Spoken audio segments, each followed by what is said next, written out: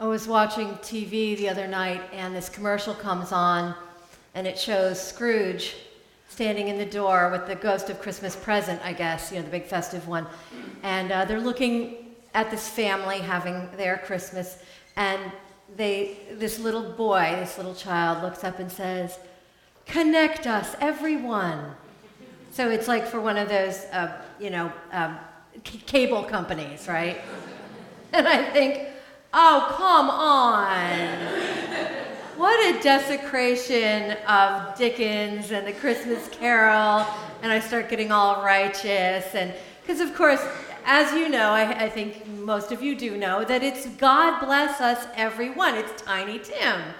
And the beautiful non-materialistic message of A Christmas Carol now has been co-opted by a corporation that suggests that we should be connected with devices. I actually brought one with me. So very materialistic and mechanistic and consumeristic and all the istics that ministers like to decry in this season. So I feel like, okay, that's too easy. It's too easy to criticize and bash all those things. We all know well enough to guard against these excesses. And we feel badly when we give in to them, to the exclusion of making the holidays about memories and wonderful traditions and relationships and giving. And as far as connecting to technology too, that's also very easy to bash.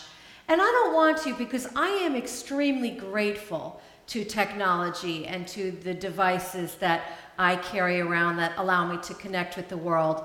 I was thinking about it, and I started in ministry about 20 years ago during the very first years of email, which means that when I started, we didn't even have mobile phones or social media. And the world has changed so much in that short time. We're still figuring out what it means and the best practices around being connected in this way, where we have 24-hour availability in portable devices. It all fits in your pocket now to connect with our world and our community. I am extremely grateful for these connections for a few reasons that I'm going to just enumerate right now. One of them that is really, really powerful for me lately is Twitter, a social media platform that allows me to keep up with breaking news that the mainstream media has not even gotten to cover yet. And so we call a lot of this citizen journalism. And I am able to keep up, as I have been lately, with Twitter feeds from people who are on the ground at the Black Lives Matter demonstrations all over the country, and they're posting photos and they're saying, here's how many people are here and here's where we're marching next. It's real time. It was real time when we followed what happened in Egypt with the recent revolution. It was like, yes, the revolution will be televised. Yes, the revolution will be tweeted. And personally, as a single person, when I lived in Norwell, Massachusetts, 10 years ago, there I was in rural suburbia, and I was very, very lonely. So social media was a way for me to be able to communicate with the larger community from a very isolated location.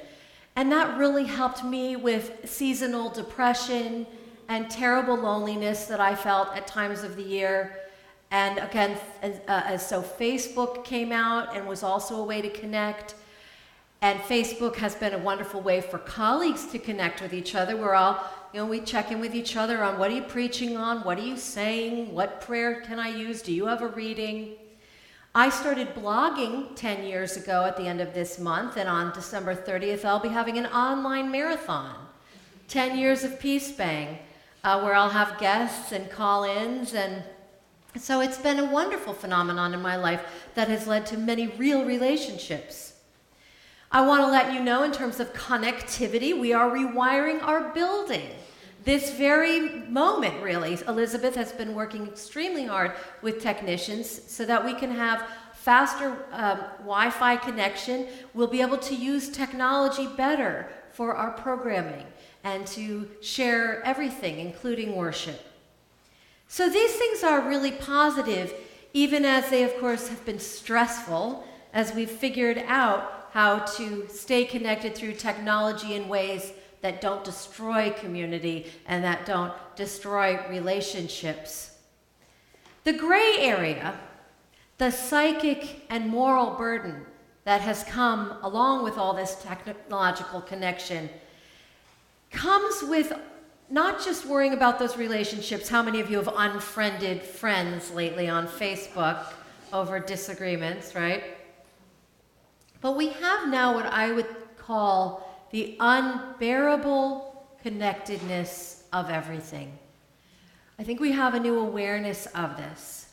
We learn about the unbearable connectedness of everything through new technology much faster than humans have ever been able to know those connections before, to see the patterns of interdependence that in previous eras required some amount of study to understand, and also traveling to a certain region to know anything about it.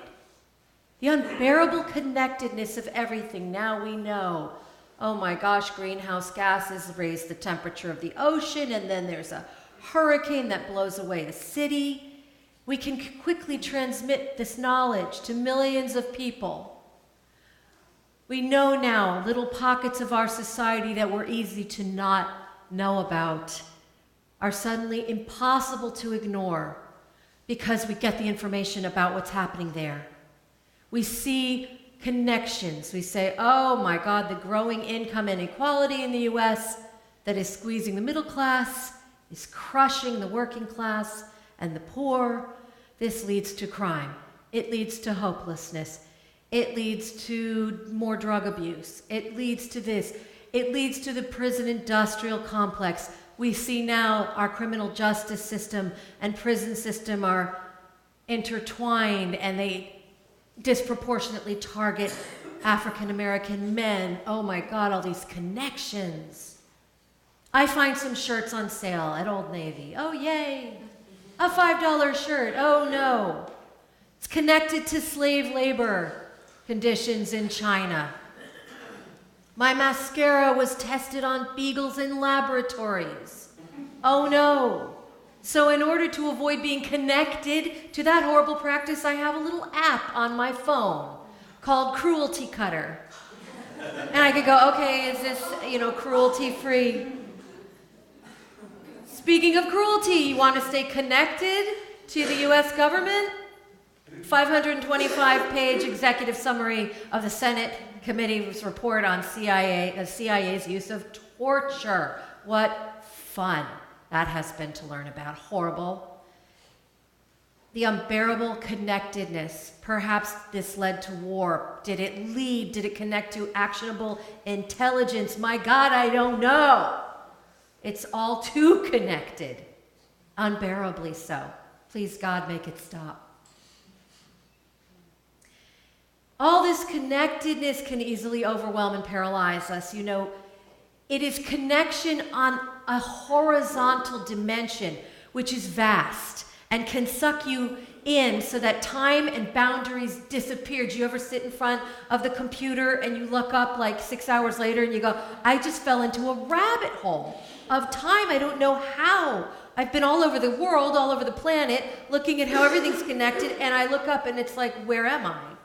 It's there, it's so easy, it's limitless, and we cannot keep up. So Xfinity wants to sell more of it to you. And a little boy in their commercial looks up and says, connect us, everyone, as though this is an equivalent desire for humanity as receiving God's blessing. Tiny Tim, if he was real, would be rolling in his grave. So I feel obligated to some extent to stay connected to the news, to information. I even read the comments because I need to stay connected to what people are really thinking. You might also do that. If we want to participate in the public conversation and influence it, we have to keep up, right? We have to know our stuff. We have to network, which we do individually, and as a church, we connect with partner organizations here with which we share common cause. Some of us, and I invite all of you to connect on Monday night in the city of Lynn at Bethel AME Church for a conversation about the situation about the Black Lives Matter protests and demonstrations. We're going to be doing some community conversation about that at Bethel, 7 p.m., 7 p.m. Monday night. A few weeks ago, I was at my mom's, and my sister and I were visiting my mom, or we're visiting with each other at my sister's house, and we're sitting around the table chatting, you know, as we do, and my sister's looking at her phone, and every now and then within the conversation, she's going, oh my God. Oh, she's into education. So she's going, oh my God, there's this educational reformer person in Washington, D.C. who's doing blah, blah, blah, blah. And I don't even notice. It doesn't. I go, oh, what? Tell me, you know. She goes, oh, this. And my mom is trying to keep the topic on whatever we were chatting about. And we get back on the topic, and then my sister and I are occasionally picking up our beeping devices and going, and then I go, oh my God. My sister says, what? And I said, oh, the Pope just said such and such, you know, oh, that's fascinating. The Pope just said dogs can go to heaven. And finally my mom says, could you girls put away your devices, please? And it's so funny, you know how we all regress, you know, when we're with our parents. We're always, and I'm embarrassed to say this, but I'm such a rebellious teenager when I'm with her. I go, Mom, this is how we are nowadays. I can multitask. And my sister says, yeah, Mom, this is just like everybody does this. And then we look at each other, my sister and I. I mean, what are we? We're 50 years old now, and we look at each other like, oh, yeah. You know what? We're so busted. So we put our phones away in our bags, and my mother says, thank you. Because she's so nice about it. She says, I'm just not used to it, girls. And we realize, of course, we shouldn't be doing that. We're seldom together. We won't get those days back. We will not get these days back.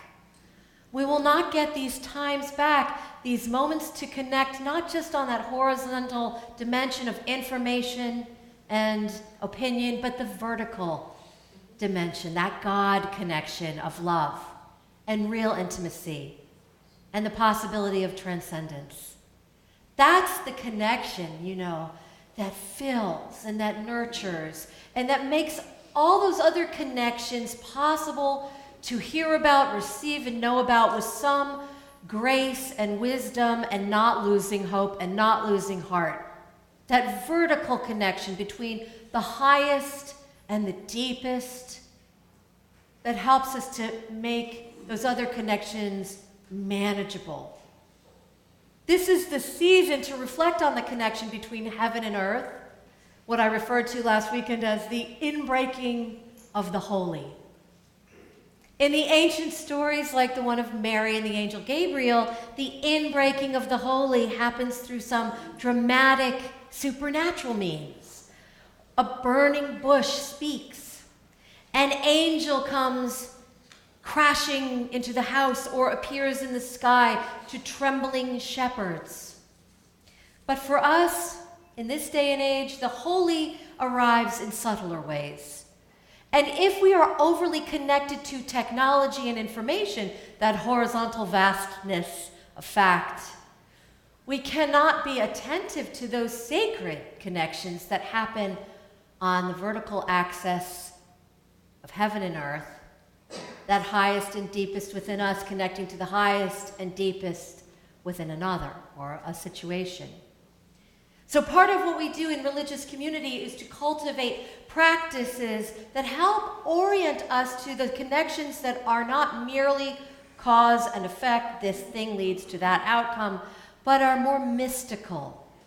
The connections that sound more like my life connects to yours, and we're connected in spirit and hope to the lives that went before us and the lives that shall come after us. Some of these practices that we share are dream work, labyrinth walks, dialogue group, covenant groups. But how do you know when you're making a holy connection, a connection on that vertical dimension? Where is the evidence? That's a question that people ask ministers all the time, and it was a question that came to me fairly recently when I got a call from a woman who lives in Lynn who said, my daughter is going to be coming east, back home with her husband. They live in California, and they have a new baby. Would you baptize the baby? And I said, well, we have a little bit of a different theology. We don't believe in the doctrine of original sin, so we don't baptize in the traditional way of cleansing the baby from sin. But what we do is we can christen the child, we can bless the child, name the child, and thank God for this life. How does that sound? And she said, that sounds great. So I got in touch with her daughter. And as it turned out, this was an adopted child for whom his parents had waited for many years and had suffered a lot of heartache and loss along the way, as do all couples who yearn to be parents and struggle with infertility. These two had tried to adopt other babies, and those adoptions had come very close and then fallen through. But this mother had a dream. And in that dream, a little child, a little boy, came to her and said that he was her son. The first thing he said to her was, "Stop worrying, don't worry." And she talked with him in this dream, and she said, I need some input from you. I would like to know what name you would like to be called when you're born. And she gave him a list of options, and he said with great confidence, "Oh, I'm John Henry." That was one of the choices. And he said, "Oh, yes, that's my name. I'm John Henry." And so when we were chatting on the phone, this new mother said to me, "Do you think that dream was real?" In other words, she wanted to know, was that a real connection between the sacred and the mundane, And I said, well, did it happen? Did you dream it? Did it change you? Did you wake up feeling happy and not worried and hopeful, and did your fears disappear? Then how could it not be real? It happened. And it's real. And then I suddenly, as I was chatting with her, I remembered something about the angels in the Bible, and I said to her, "Do you know that most of the time when an angel appears in the Bible, and especially in the birth narratives of Jesus, the first thing the angel will say to the mortal is, 'Be not afraid'?" In other words, just what John Henry said to you. Don't worry. Be not afraid. So we say, is this connection real? Can I trust it? Here are some signs that you are having a connection on that vertical, deep, and high level. The first is that you will be emotionally moved by what happens. Another piece of evidence is that you might feel very uncomfortable. These encounters make us feel uncomfortable. They're usually new territory. Something is happening. You may find in these connections that there is a silence that feels very meaningful. And you may experience during one of those connections a reverent unknowing, a sense of mystery, of feeling a connection and not being able to explain it. Finally, you may keep before you what the poet Marge Piercy wrote in her poem, Connections, which is, "Connections are made slowly. Sometimes they grow underground. You cannot always tell by looking what is happening. More than half a tree is spread out in the soil under your feet." Sometimes, yes, sometimes God is in the information, in the truth that comes instantly, electronically, technologically. But more often, we will find experiences of the holy in the connections that come beyond information, beyond knowledge, beyond technology, in a mysterious understanding or intimacy that operates in a realm deeper than technology can ever go. So now, as I'm thinking yet again of that commercial with that little boy saying, "Connect us, everyone," I think, well, perhaps the corporate sponsor responsible for this message would not think about it this way, but in fact, "Connect us, everyone" may be just a modern way of saying, "God bless us, everyone." May our connections be the deepest and the highest, and not seek to only cover vast international categories of knowledge, but to create moments of deep kinship and magic that pass between us in moments that are all too fleeting, which we must honor and make time for this season and in every season.